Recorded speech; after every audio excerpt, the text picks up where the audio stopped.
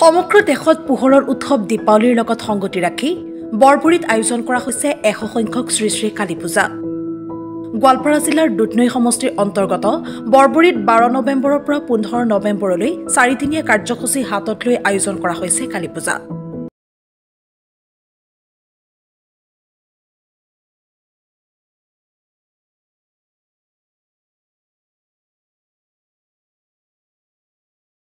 মুখ্য অতিথি হিচাপে উপস্থিত থাকে গুৱাহাটী লোকসভা সমষ্টিৰ সাংসদ কুইন উজাকে ধৰি দুধনৈ সমষ্টিৰ বিধায়ক যাদৱ স্বৰ্গীয়াৰীকে ধৰি অঞ্চলটোৰ বহু গণ্যমান্য ব্যক্তি।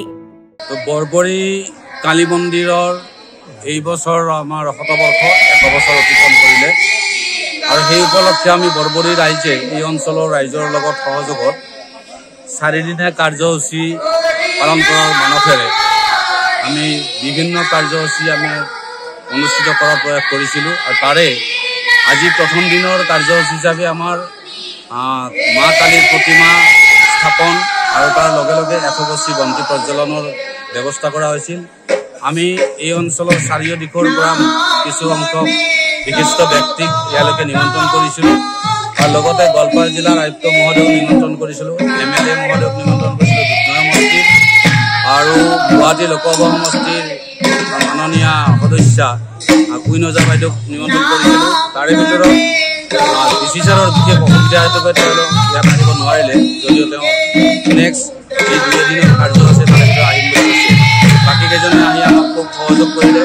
আৰু এটা কথা ক'ব লাগিব, আমাৰ অসম চৰকাৰৰ প্ৰাক্তন যুটীয়া সচিব ট্ৰেন্সপৰ্ট তেখেতো আহিছিলে। এটা ভাল সুন্দৰ পৰিৱেশ আজি আমাৰ কাৰ্যসূচী হৈছে আৰু এতিয়া আমাৰ থাকিব নাম পৰিৱেশন আৰু লগতে কীৰ্তন পৰিৱেশন। অহাকালি আমাৰ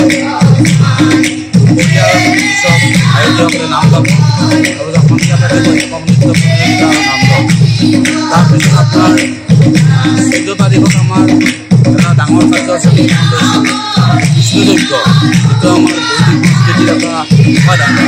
এই বিষ্ণুযজ্ঞ ইয়াত সমাপন কৰিম আৰু লগতে এখন আমাৰ দিব পৰা বেদ বিশ্ববিদ্যালয় আছে, সেই বিশ্ববিদ্যালয়ৰ পৰা বেদৰ পৰা ছাত্ৰ ছাত্ৰী আৰু শিক্ষক আহি বেদ পাঠ কৰিব, ইয়াত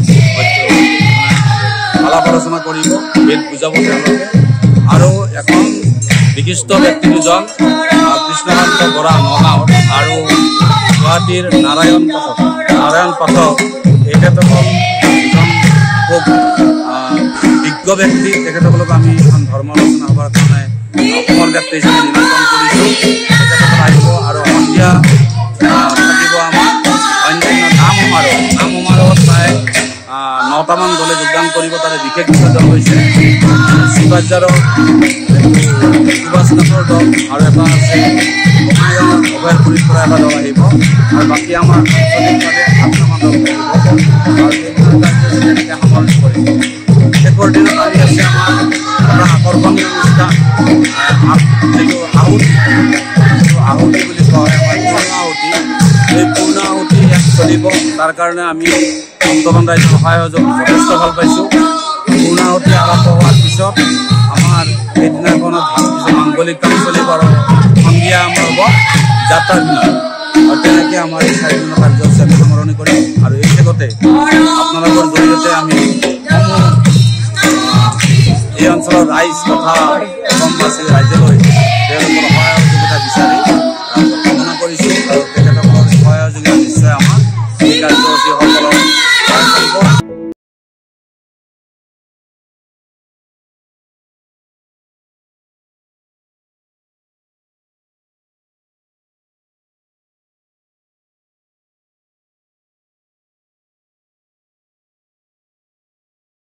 অত্যাধুনিক চিকিৎসা পদ্ধতি আৰু কাৰিকৰী কৌশলেৰে সমৃদ্ধ হৈ ৰাইজৰ সেৱাত মুকলি হ'ল JNSM পলিক্লিনিক কাম diagnostic centre and multi speciality hospital.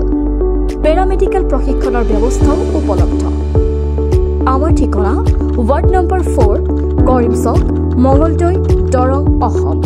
Phone number 6001887100 আৰু 6003048093।